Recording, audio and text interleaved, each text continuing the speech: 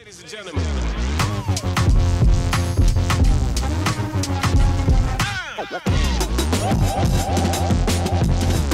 Hello everyone, so we're back sa another unboxing. Actually part ito ng ating series na watch collection ng aking sister na si Rita. So big shoutout sa iyo sis. May another colorway siya nung watch na nire-review natin from the previous videos.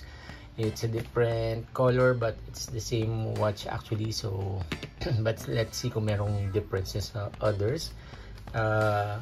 Ayun, the others, it came with this kind of box, this black box with that kind of texture.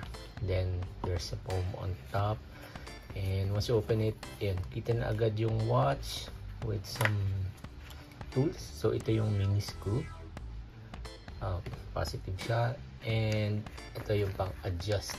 So if you want to adjust the yung sa wrist, so ito yung ginagamit niya. So yun, without further ado, let's go with the watch. As you can see, same lang din siya ng mga yung mga watches natin na ni-review last time. It's the same design, most likely same size, and unahin na natin yung kanyang weight. So let's open yung ating measure ng weight.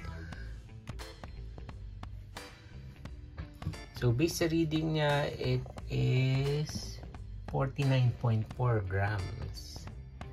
Ayan. So as for the sizes naman ng kanyang front, yung yung piece niya end to end is 40.4 millimeters, with the crown 43.6. so basically pang unisex na type siya, no? Can be worn by both boys and girls. And yun, 39.9 naman from top to bottom. Yung pinaka watch face niya, yung mirror is around 30.6 millimeters. From this side, let's measure 26.19. Pagdating sa dulo, 18.3. Yan. So yun yung mga measurements niya. Let's put these things aside and let's look na dun sa watch. I think this is more of like blue green, or not really teal, medyo mahirap ma-distinguish yung color niya. But if you see, no, ang maganda dito is parang yung na-review natin na white watch na may lining na black. So this actually almost teal color na merong lining na white to give that 2D effect. Tapos simple lang yung kanyang design, no? Parang lining lang din na hour and minute hand, then yung kanyang second hand. Tapos yung mga numbers niya is parang drawing lang din, except for the 12 o'clock, which is parang 2 lines or 2, parang double yung dating nga. So may circle din dun sa loob. As for the latch niya, yan, so we have to click this, push this, then nag-open siya. So hindi siya naghihiwalay, and as said, you have to adjust, you have to remove this pin para ma-adjust yung size niya. And sa likod, wala rin siyang any writings.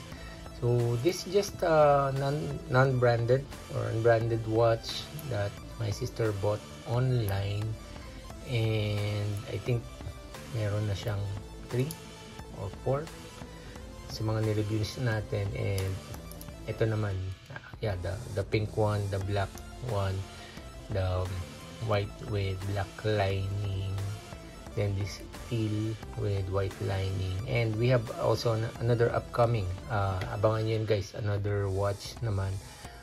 This one, another different colorway din. So yun ang next natin na i-unbox and i-unwrap.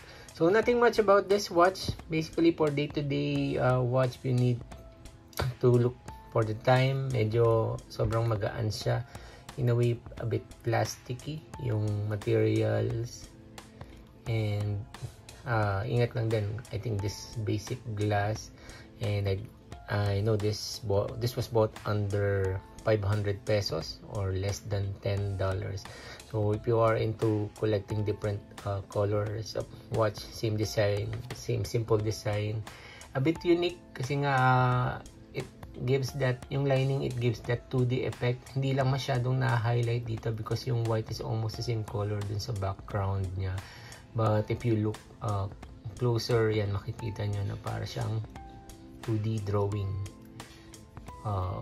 for a 3D object.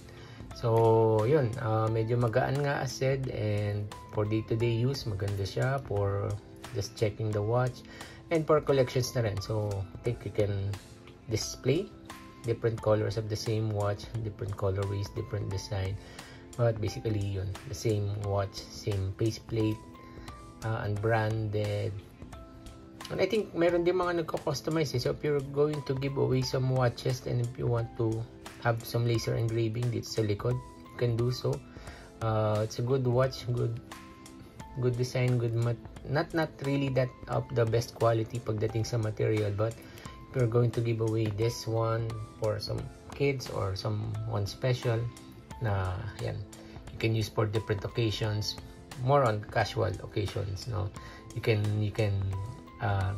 pair this with your clothes, your outfit of the day. So ganito lang guys, yun, watch out nyo yung ating pang next. We still have another one na pinapa-review ng ating sister na si Rita. So again, big shout out kay Rita for lending me this watch as part of her collection for me to unbox and review.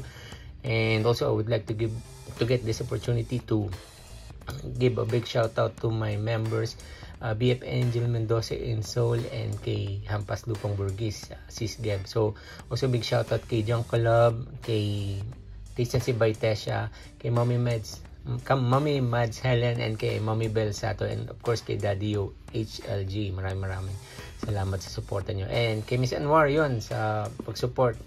Lagi siyang nandyan sa ating premiere, sa mga iba pang nakalimutan ko. So yun, I'll give a shout out na lang sa mga susunod natin mga videos. But ayun pa pala, si Miss Ida Grace, yun, big shout out po sa inyo, and maraming salamat. Si Margie TV also, maraming salamat sa pag-support niyo sa ating channel, and you're always there sa ating mga videos.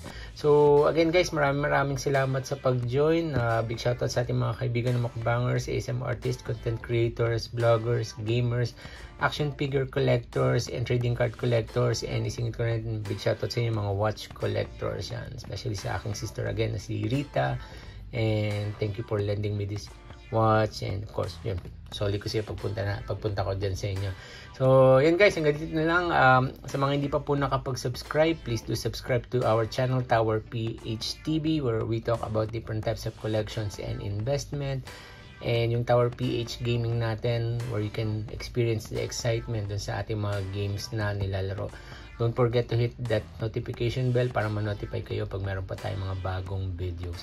So again guys, maraming salamat. This is Albert Remo from Tower PH TV. Kita-kita po ulit tayo sa ating pa mga susunod na videos.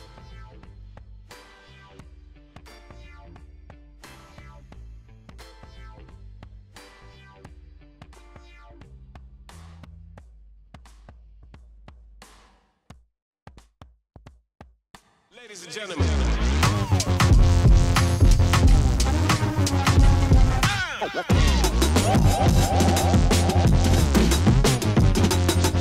What goes with that?